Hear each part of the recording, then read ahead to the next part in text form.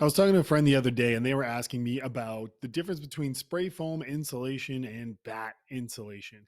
And I just said, well, spray foam's the best, but it's more expensive. And he said, why? And I didn't really have a good answer. All I know is that spray foam is super cool. People say it's the best and it's more expensive than batt insulation. So I got to thinking maybe I should do a little bit more homework. And I started, as I always do, down a YouTube rabbit hole looking at different videos about spray foam, and I stumbled upon a channel called Spray Jones.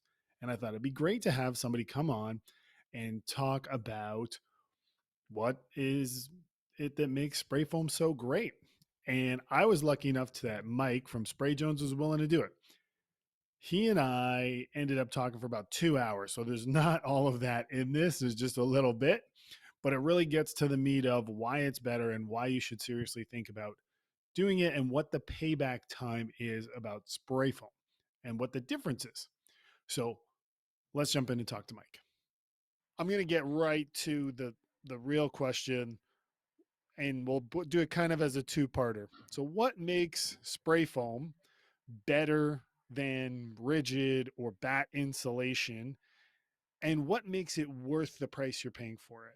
We'll Okay. get into the nerdy stuff that I emailed you about before, but I think this is really what it is that I Well, want to know and everybody else wants to know. you have to break that question out into two separate parts. One is to Yeah. compare it against fiberglass and all open cell fibrous types of insulations, mineral fiber, cellulose, or fiberglass. And then you have to break it into rigid. So let's just take the lowest common denominator, which is fiberglass. There is no comparison because spray foam is airtight, watertight, and adhered.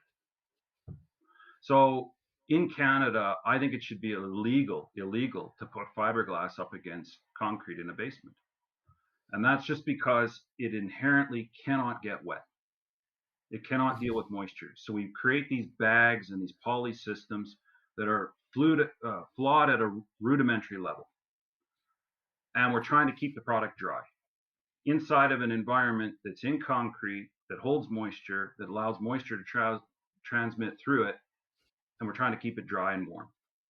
So the closed cell foam is adhered to the concrete.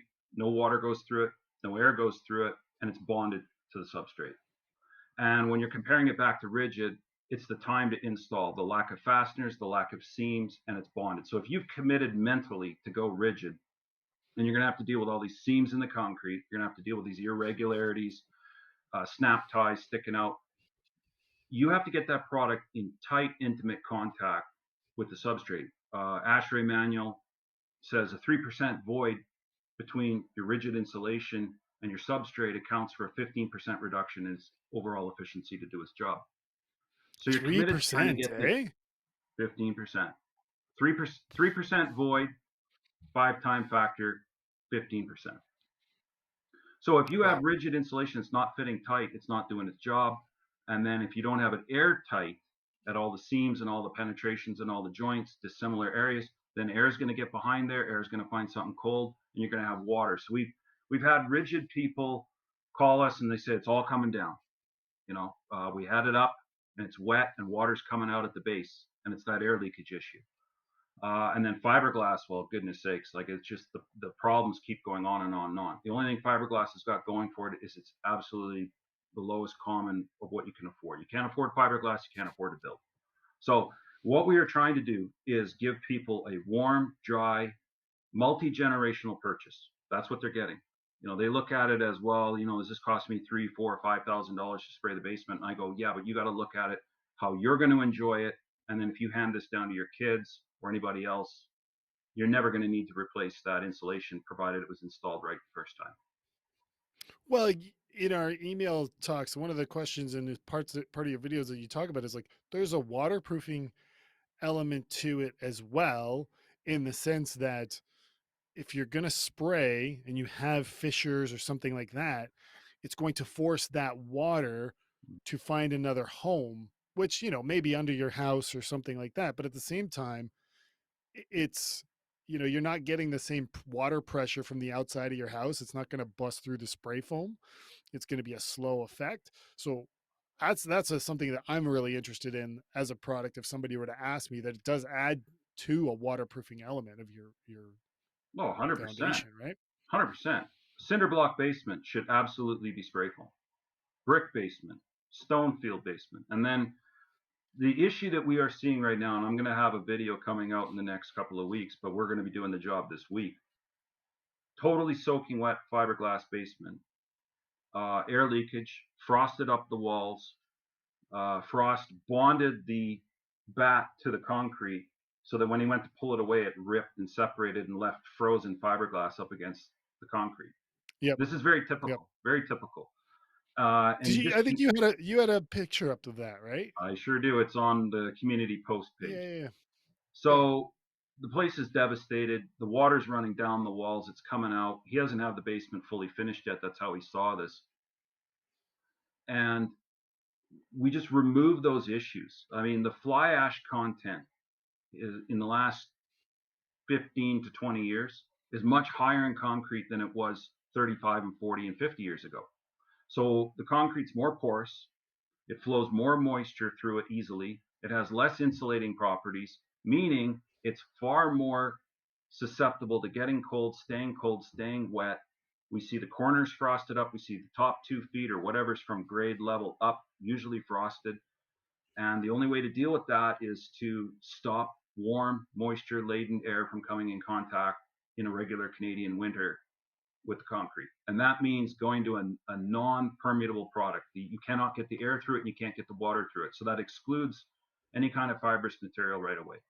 Because as soon as Yep. you go and put a poly vapor barrier up and you put sheetrock up, you increase the air leakage. You got this perfect little poly wall to stop the air. You've taped it and you've caulked it. Perfect. Yeah. Perfect. Yeah. Sure. It's as good as you can make it at that time. As soon as you put the sheetrock up, you increase air leakage by 400%. 400? It's the wall energy rating. So in my videos, I've got a video called "Do We Need a Vapor Barrier with Spray Foam?" And in that, we go over the wall energy rating system that was done in 2008, 2009, where they studied the air leakage rates of fiberglass walls compared to spray foam walls.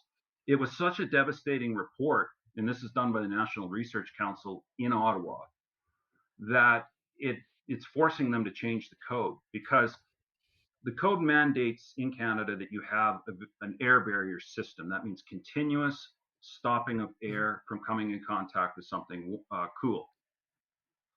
The issue is they found once sheetrock is installed and tested as an assembly wall, and this is perfect in the studs, 8-inch spacing, no screws missing, 16 on center spacing, 400% increase in air leakage once the sheetrock was installed, 600% increase in air leakage once penetrations were installed, meaning electrical outlets and anything that goes through the wall. So people are in large denial as to how leaky a wall is in a basement or above grade, it doesn't matter. But in a basement, that warm air gets past the vapor barrier, air barrier, goes through the fibrous, nothing's going to stop it, comes in contact with cold concrete, frosts it up, or you just have simple condensation if it's not cold enough to frost it. That water has to have somewhere to dissipate to. It's not going to evaporate easily out of the foundation no matter what you do. So what does it do? It runs down the wall, comes out at the baseboards, makes your carpet wet. We eliminate all of that. As long as the spray foam goes on dry, on ratio, properly installed, you don't get any air through it, you don't get any water through it, and the only way for us to have condensation is we miss the spot. Period. So to me, that's an So absolute game change, no brainer. so there was a few things, and I want to get into some of the questions in my email there. I really was impressed with the application of spraying the wall before it's framed Absolutely.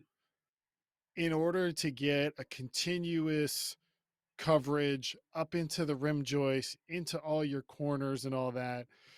And I did the math, like if you're pushing out your plates 3 inches over, say, 100 linear feet of wall, Yep. right? Your perimeter walls, let's say you got 100 Yep. feet. You're losing like not even 3 square feet Correct. of your room. Correct. And then the other thing it's adding, right? If you're going to drop your heat runs, if you're going to run plumbing, if you're going to run those things, they're not buried in the foam. You don't have to worry about any of that because, like, at least here in Ontario, building code requires you to get your R value in behind your heat Oh, runs. yeah.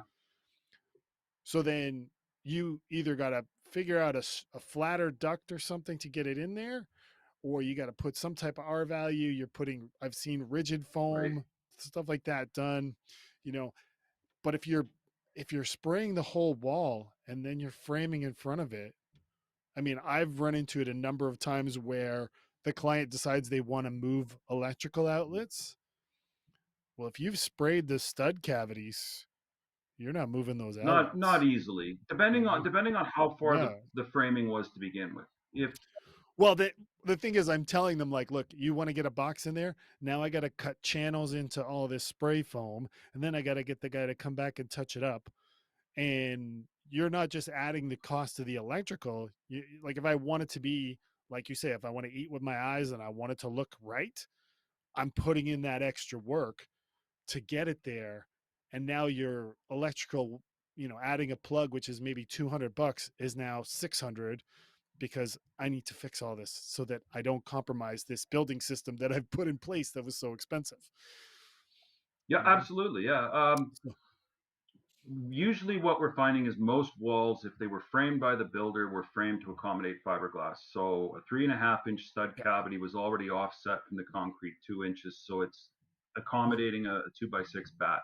In that situation, even at 2 or as much as 3 inches of closed cell foam, we're not coming to the back. We're just barely coming into the back of the framing or a little Yeah. bit. So there's plenty of room to run the wiring, change the wiring, modify it.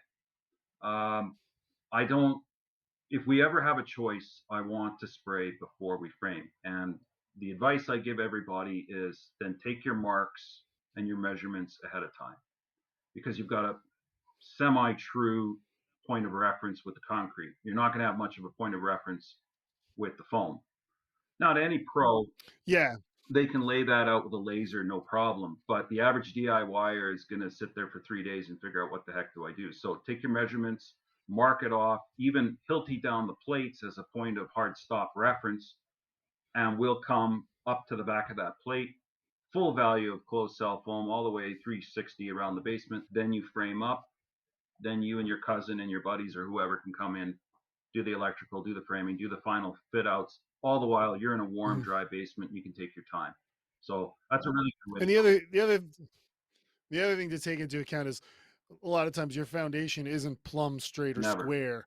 So like the idea that you're going to go, oh, I'm going to go 3 inches everywhere and it's going to work. You almost have to add to it to get your framing done We properly. had a So person that were like, that's hey, this spray foam isn't all that consistent. Look at how far it is here. Look at how far it is there. The spray foam was true. The issue was the framing was varying, and they were judging it based on where the yeah, framing was, not based on the actual thickness of the foam. yeah. Follow-up question to that. What is your recommendation when laying a subfloor? I'm a big fan in terms of heat loss that you want to put a subfloor because you're going to do all this work to your walls, but you're still going to be kind of hemorrhaging heat through the slab a little bit. So if you're going to apply a spray foam, if I'm going to apply a subfloor with the spray foam, am I doing that prior to spray foam? Am I doing that Yep, before I prior. frame my walls? I'm more of a fan. Like I want my walls on top of my subfloor so that I can have that gap in behind that goes down into the subfloor cavity that applies for drainage. If you have any moisture or whatever. So where is your recommendation on that? No brainer. Put it down first. Yeah. Put it down first. Because then you don't have to worry about the condensation or anything, Yeah, right? that's right. I mean, the you've got nothing interfering the laying of that product. It's squared off, fabricated, so you want it to fit it dimensionally into the space of the basement and cut the product and have nothing interfering, not wavy, a little bit of uneven foam at the plates. Right. So lay down your subfloor, everything's good. You can check, verify that, then go around and do the spray foam, do your framing, or just do your spray foam and then your framing. Either way, that's the first step in the whole process. Now, if somebody has skipped a step and bought a house that somebody hasn't laid it and they want it, it's still not a loss. Just pick a Yeah. distance and true things up and lay down the subfloor. But When we're in control of the timing and the series of events, it's a no-brainer. Put it down first and then do everything post that install. Okay. The cost factor is where I wanted to go next. Now, I've learned about value over the years in my life. When I was younger, I didn't get it. Cost and value and all those things weren't connected. Given that spray foam is going to be more expensive than your traditional batt insulation, and most people are cost conscious, what's the return I'm getting? I'm sure I'm not wording this properly, but you're adding this better product to your basement walls to keep the heat in. So if you're not losing air and you're not losing heat and you're containing the space properly and you're also ventilating it properly, right? Because now it's tighter, so you need to have the ventilation be more accurate. Where do I see my financial return in this? How does that work? Because I've never seen numbers on this. I've never seen anything, and nobody's ever talked about it, or at least in the research I've done. So I'd be interested to know what that is. Okay. Well, if if we were going on a retrofit versus new construction, those are two different things. The new construction is going to require a lot of times a higher insulating value that causes us to go past diminishing returns. So they're going to be calling in for about 3 inches of closed cell foam. Usually on a retrofit, we'll go with two. And I got to stress this with people. We don't make our decisions based on R value. We make our decisions based on performance at various inches. So at 2 inches thick, the foam is holding in 86% of the heat. At 3 inches, it's 90, and at 4 inches, it's 92. So to add, say, look, I need a 3 inch job or a 4 inch job, it's like, well, you're adding a lot of cost and you've crossed For eight diminishing return.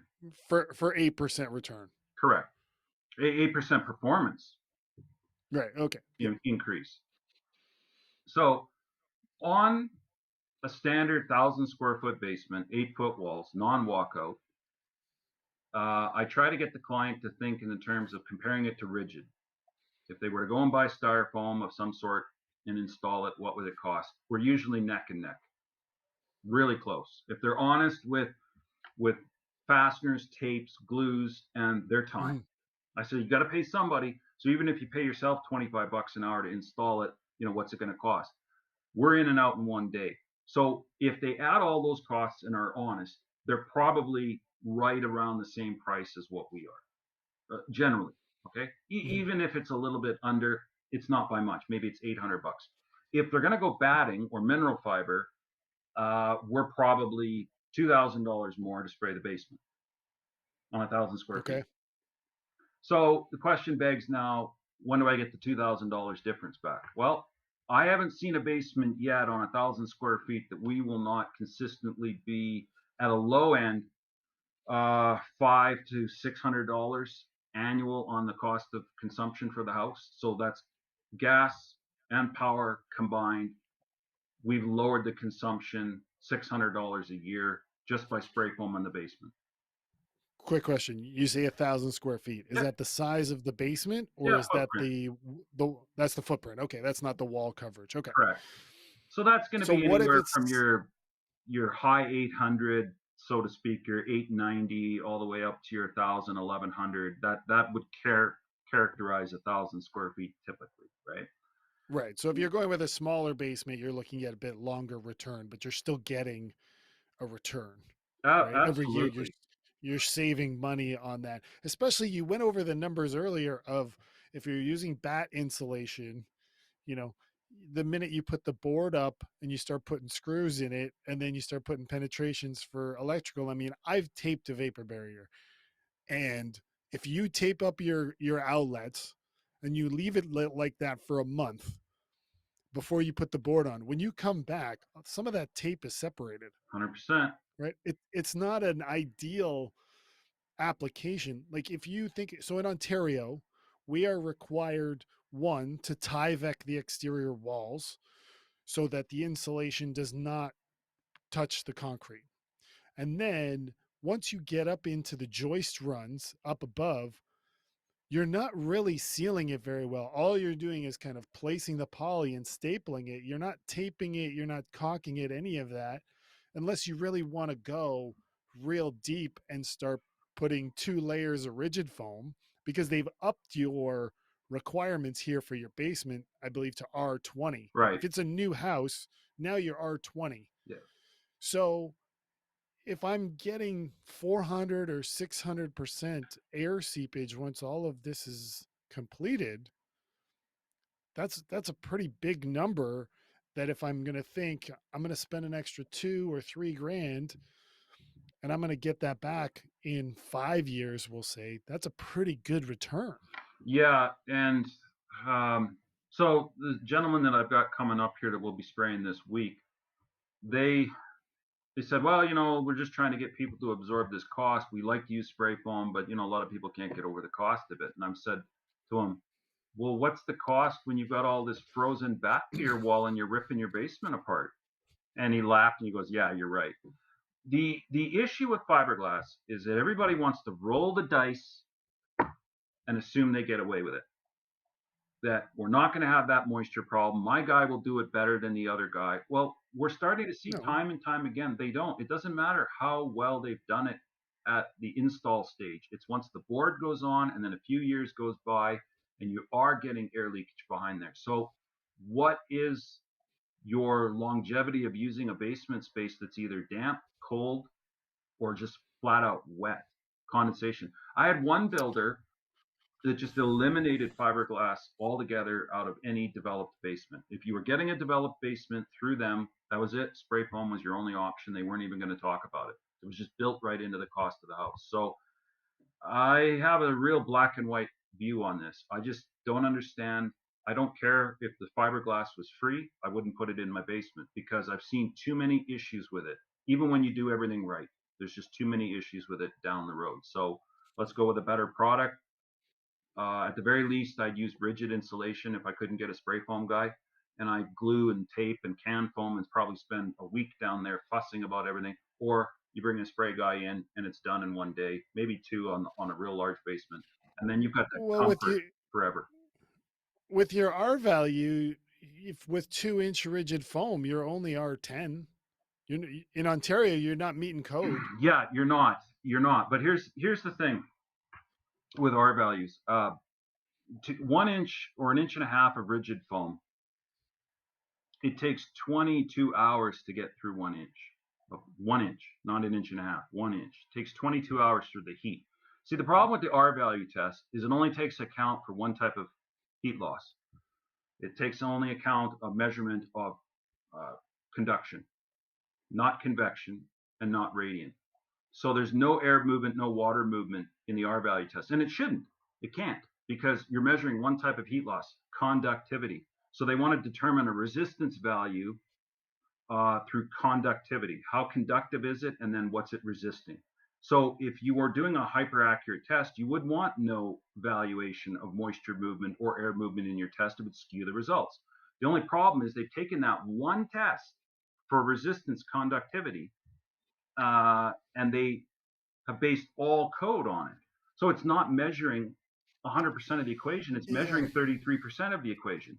It's also done at no moisture movement and no air movement at steady state. So what steady state refers to is that the insulation is starting to lose BTUs. It's no longer able to hold back. So there's a measurable loss at the bottom end. So at the top end, they've got fixed amount of heat. At the bottom end, they've got a loss value coming out that they can measure, right? In 1 inch of glass, it takes 4 hours to reach steady state. 4 hours and the insulation is Mhm. saturated and has to let something go. With 1 inch of spray foam or foam board, it takes 22 hours. 22 hours to reach steady state. Yeah. So the physicalities of what's going on once you throw R value out the equation is that 1 inch of rigid insulation thermally will do the same as up to 8 and 10 inches of glass. So I guess the way to look at the building code from what you're describing to me is like they're just trying to find one uniform measure that probably doesn't apply that well, definitely doesn't apply to every house, but that they can go in and inspect and say you meet this requirement. Because I live in Guelph. The house at the top of the hill and the house at the bottom of the hill aren't going to have the same moisture content in the soil when it Right. rains. And so how are you going to go in when that house is built and measure that and go, oh, you meet the insulation requirements, because you're not going to have the same conditions, 100 meters apart. So I get what you're saying. It makes a lot of sense. Now, to go back to the math part, now, let's say 5 years, I've covered my cost, but I'm going to live in that house. I mean, with the price of real estate now, nobody can move. Uh, I'm going to live in that house 15 years. So now I've got 10 years where I'm conceivably making money, if you want to look Yeah, at it that positive way. cash flow. Yeah. Yeah. So, I mean, man, I feel like that would sell so much more of this to people to make the right decision if that data was out there, because really cost has been the obstacle for every client I've run into who has said, give me a quote on spray foam, and I would tell them right away, like, you're looking at $4 a square foot versus like under two. Are you Right. okay with that? And I would tell them, like, spray foam is the best, it's super cool, I would love to do it, but I don't want to go through the job of bringing somebody out here to quote if they go through all this work and you're not willing to meet that cost threshold. But it was no one has ever in any time, and I think I said this already, explained to me the dollar amount return you're going to get.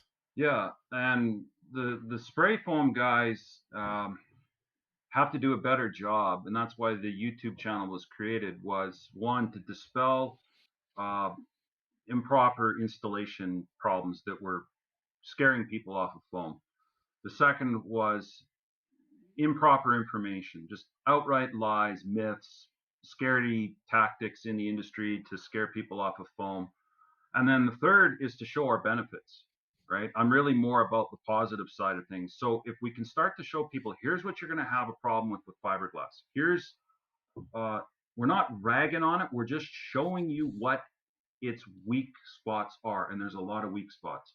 Generally, if I can sit down for or on the phone for 20 minutes with a prospective buyer and just tell them why they wouldn't want to get glass, by the time we're done the 20-minute conversation, the minor amount to upgrade to spray foam is really a no-brainer. We used to have a cheeky little saying that we used to say, people that get it get foam. So right, you got it. It takes a second and then you're like, yeah, if you get it, you'll get foam. So it's not costing more. It's not. People have a difficult time understanding this one thing. An increase in capital cost outlay does not necessarily mean that they're going to be ahead. Well, let me rephrase that. Keeping your capital cost outlay as low as possible does not mean that you're actually going to be ahead.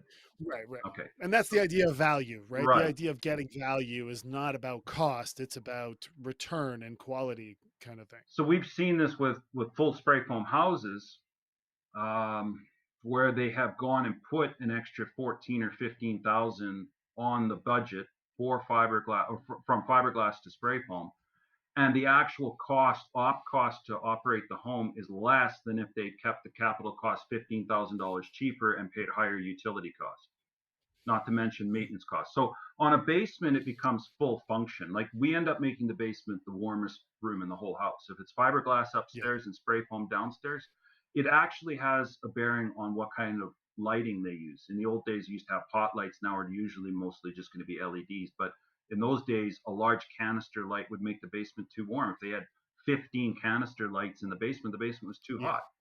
It's like a hamburger warmer down there. So you just cannot put, at the time of decision, it's difficult for most people to quantify financially what your comfort is worth. So you go downstairs and it's warm. It's warm as upstairs, if not warmer. It's dry.